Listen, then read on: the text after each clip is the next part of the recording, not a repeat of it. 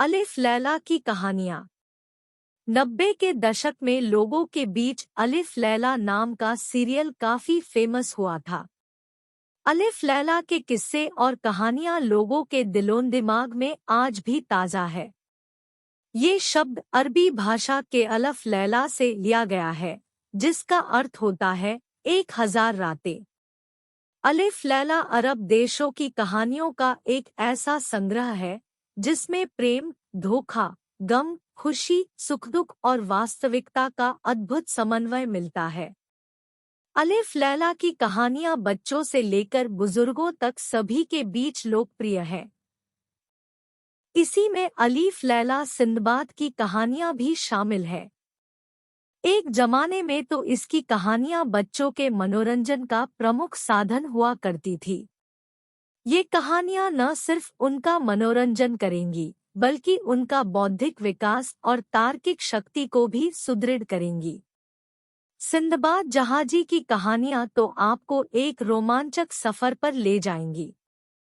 इसलिए हम आपके लिए लेकर आए हैं अलिफ लैला के रोचक किस्से और कहानियां, जो बच्चों के जीवन को सही दिशा देंगे। अलीबाबा 40 चोर की कहानी। अलीबाबा और 40 चोर की कहानी।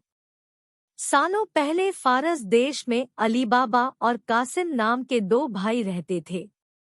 पिता की मृत्यु के बाद से दोनों भाई मिलकर अपने पिता का व्यापार संभालते थे। बड़ा भाई कासिम बहुत लालची था। उसने धोखे से पूरा व्यापार हथिया कर अलीबाबा को घर से निकाल दिया। इसके बाद अलीबाबा किसी बस्ती में जाकर अपनी पत्नी के साथ झोपड़ी में गरीबी की जिंदगी व्यतीत करने लगा। वह रोजाना जंगल जाकर लकड़ियां काटकर लाता और बाजार में उन्हें बेचकर जैसे कैसे घर का गुजारा चलाता था। एक दिन अलीबाबा ने जंगल में लकड़ी काटते समय 40 घुड़सवार को वहां आते हुए देखा। सभी घुड़सवार के पास धन की पोटली और खंजर थे। यह देखकर वह समझ गया था कि ये सभी चोर हैं। अलीबाबा एक पेड़ के पीछे छिपकर उन्हें देखने लगा। तभी सभी घुड़सवार एक पहाड़ के पास जाकर खड़े हो गए। तभी चोरों के सरदार ने पहाड़ी के सामने खड़े होकर बोला, खुल जा सिमसिम। इसके बाद पहाड़ में से एक गुफा का दरवाजा खुला। सारे घुड़सवार उस गुफा के अंदर चले गए। अंदर जाकर उन्होंने बोला, बंद हो जा सिमसिम, और गुफा का द्वार बंद हो गया। यह देख अलीबाबा दंग रह गया। कुछ देर बाद वो दरवाजा फिर से खुला और उसमें से वो सभी घुड़सवार निकले और वहां से रवाना हो गए। अलीबाबा यह जानने को बेताब हो गया कि आखिर इस गुफा में क्या है और वो सब यहाँ क्या कर रहे थे। इसके बाद उसने गुफा में जाने का फैसला किया। वह उस पहाड़ के सामने गया और बार बार चोरों के सरदार के शब्द बोलने लगा, खुल जा सिमसिम, खुल जा सिमसिम। गुफा का दरवाजा खुल गया। अलीबाबा गुफा के अंदर गया और उसने देखा कि वहां सोने की गिन्नियां, अशर्फियां, गहने आदि रखे थे। चारों तरफ खजाना ही खजाना था। यह सब देखकर उसकी खुशी का ठिकाना नहीं था। उसे मालूम हो गया था कि वो चोर सारा चोरी का सामान यहाँ आकर छुपाते हैं। अलीबाबा ने वहां से एक पोटली में सोने की अशर्फियां भरी और घर चला आया। घर जाकर अलीबाबा ने इस पूरे किस्से के बारे में अपनी पत्नी को बताया। एक साथ इतनी सारी अशर्फियां देखकर उसकी पत्नी हैरान रह गई और अशर्फियों को गिनने बैठ गई। तभी अलीबाबा ने बोला कि ये इतनी अशर्फियां हैं कि इन्हें गिनते गिनते रात हो जाएगी। मैं गड्ढा खोदकर इन्हें छुपा देता हूँ, जिससे किसी को भी हम पर शक न हो। अलीबाबा की पत्नी बोली, मैं इनकी गिनती नहीं कर सकती हूँ, लेकिन अंदाजे के लिए इन्हें तोल तो सकती हूँ। अलीबाबी की पत्नी भागती हुई कासिम के घर गई और उसकी पत्नी से गेहूं को तोलने के लिए तराजू मांगने लगी। यह देखकर कासिम की पत्नी को उस पर शक हुआ। उसने सोचा कि इन गरीब लोगों के पास अचानक उनके पास इतना अनाज कैसे आया। वो अंदर गई और तराजू के नीचे गोंद लगाकर लाई और उसे दे दिया। रात को अली बाबा की बीवी ने सारी अशर्फियों को तोला और तड़के सुबह उनका तराजू लौटा आई। कासिम की पत्नी ने तराजू को उल्टा करके देखा तो उस पर सोने की एक अशर्फी चिपकी हुई थी। उसने यह बात अपने पति को बताई। कासिम और उसकी पत्नी यह जानकर जल भुन गए। दोनों को रात भर नींद नहीं आई। सुबह होते ही कासिम अली बाबा के घर गया और उससे धन का स्रोत पूछने लगा। यह सुनकर अली बाबा ने कहा, आपको कोई गलतफहमी हुई है। मैं तो एक मामूली लकड़हारा हूँ। कासिम ने बोला कि तुम्हारी बीवी कल हमारे घर से अशर्फियों को तोलने के लिए तराजू लेकर गई थी। ये देखो, ये अशर्फी तराजू पर चिपकी मिली है। सब सच बताओ, नहीं तो मैं सबको बता दूंगा कि तुमने चोरी की है। यह सुनकर अली बाबा ने सच सच सारी कहानी बता दी। कासिम के मन में लालच आ गया। उसने खजाना हथियाने का प्लान बनाया और अगले दिन गुफा पहुंच गया। वह अपने साथ एक गधा भी लेकर गया ताकि वह उस पर खजाना लाद कर ला सके। गुफा के सामने पहुंचकर उसने अली बाबा ने जैसे बताया था वैसे ही किया। उसके खुल जा सिमसिम बोलते ही गुफा का दरवाजा खुल गया। अंदर पहुंचकर चारों तरफ खजाना देखकर वह भौचक्का रह गया।